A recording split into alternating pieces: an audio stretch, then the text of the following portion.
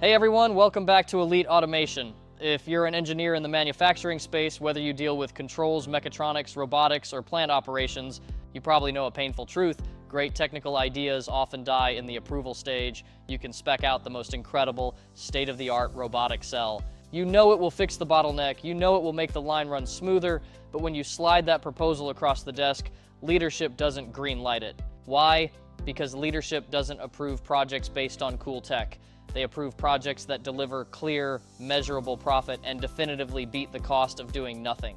In 2026, we are seeing reshoring accelerate, severe labor shortages persisting across the country, and smart manufacturing investments ramping up fast. Because of this, the ability to build a bulletproof business case for automation is the single biggest skill that separates floor engineers from strategic leaders. It's what allows you to influence capital budgets and drive real, sweeping transformation in your facility. Today, we are tackling exactly what you are searching for: how to build a business case for factory automation, how to justify capital expenditures, and how to prove ROI to your CFO. We're going to cover the 3 hidden costs, full financial metrics like payback, NPV, and IRR, and exactly how to baseline your current state using OEE and downtime dollars.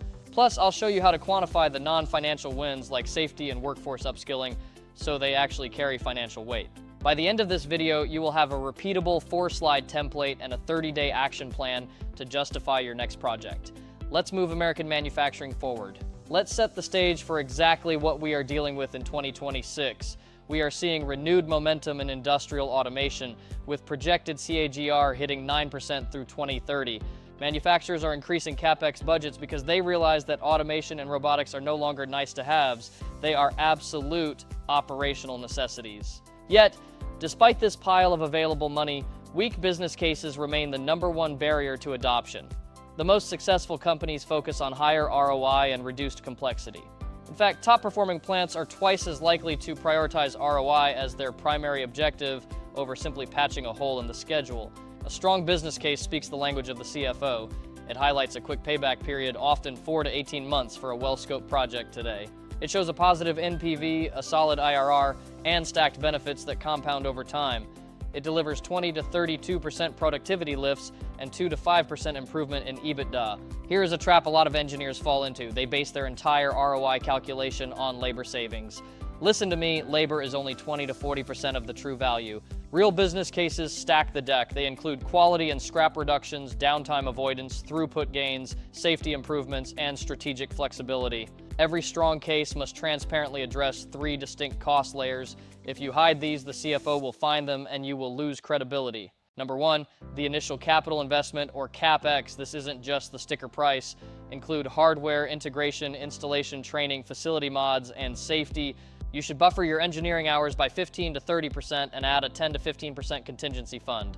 A $150K robot can easily hit $300K once fully deployed. Number 2, ongoing operating costs, or Opex. Expect this to be 5 to 10% of your Capex annually. This includes PM, power, software, and spare parts. Number 3, opportunity and risk costs. What is the cost of doing absolutely nothing?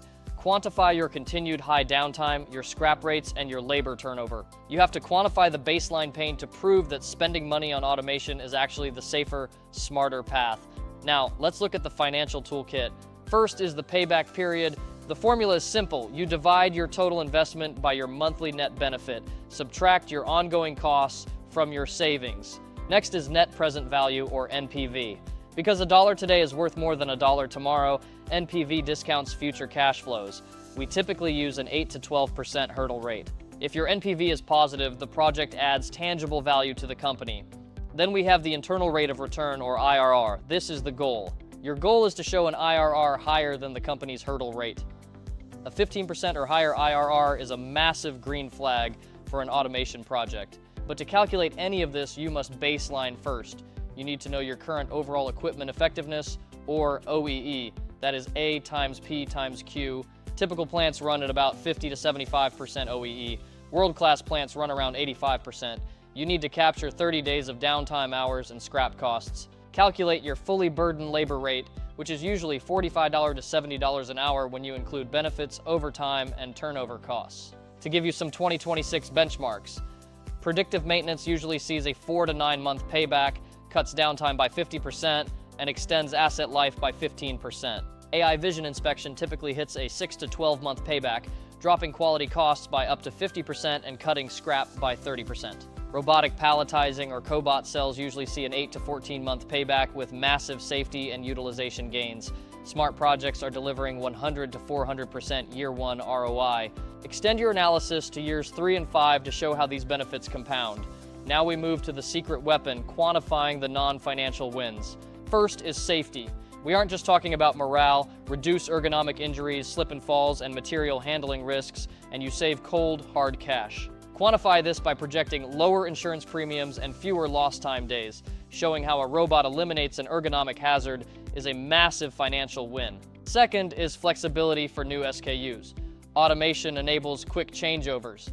The ability to switch a line over in 5 minutes instead of 2 hours is a massive strategic advantage. In a market where reshoring is bringing volatile, high-mix manufacturing back to the US, this strategic flexibility supports variety without proportional cost increases. Third is workforce upskilling and retention.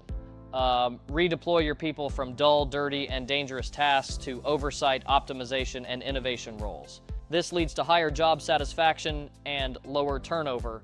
Being an automated modern plant makes talent attraction drastically easier in this skills-short market. So, how do you present this? You build your case in exactly 4 slides. Let's break down each one so you get funded. Slide 1 is your current state pain in dollars. Show the baseline OEE, the exact cost of downtime, scrap dollars, and burdened labor. Make it hurt. Slide 2 is the proposed solution. Detail the targeted automation. For instance, adding a cobot and AI vision to an existing PLC line. Be specific. Slide 3 is projected benefits with scenarios. Show 3 outcomes: conservative, expected, and optimistic. It shows you've thought through the range of reality. Slide 4 is risks, mitigation, and strategic wins. Highlight how you handle integration risks and list the safety, flexibility, upskilling, and sustainability wins. Pro tip, if you can, run a pilot first. 30 to 60 days of real-world pilot data will beat a spreadsheet projection every single time. It proves it works in your facility. Let's walk through a real-world 2026 example, a robotic palletizing cell. Let's say the total investment is $250,000 fully installed. Your annual benefits: labor and safety savings equal $120K, throughput adds $40K, quality adds $25K. Subtract 15 KLA for maintenance. That leaves a net benefit of $170,000. Using our formula, your payback is roughly 18 months, potentially faster with tax incentives. Your MPV is strongly positive and your IRR is well above the hurdle rate. Combine those numbers with the elimination of back injuries and flexibility for new SKUs, and the CFO basically has to say, yes, it's a win-win. So here's your 30-day action plan. Don't just watch, take action this week. Let's break it down by week. Week 1, pick one station or line, baseline your OEE, downtime, and scrap for 30 days. Don't guess. Pull the actual data from the source. Week 2, map the 3 costs, get quotes for Capex, estimate your Opex, and quantify the cost of inaction. Prove the pain is real. Week 3, run the financial formulas, calculate payback, NPV, and IRR in Excel using the conservative, expected, and optimistic scenarios. Week 4, draft the 4-slide case. Schedule a review with leadership, even if it's just to propose a pilot program to start and prove the concept. Right here in Evansville, Indiana, and in reshoring hubs all across the country, plants are desperate for engineers who don't just ask for toys, but bring business cases. This higher level skill, the ability to build cases that prove automation pays for itself while creating safer, more flexible workplaces, is exactly how you shape the future of manufacturing. If this video delivered value to you today, please hit the like button, subscribe, and turn on notifications. We put out actionable content every week for engineers like you. I want to hear from you. Jump into the comments below. What is the automation project or the specific line you are trying to justify right now? Give me a high-level description, like end-of-line palletizing or adding AI vision to legacy equipment, and I will personally reply with a tailored mini business case outline to help you out. Also, check the links in the description.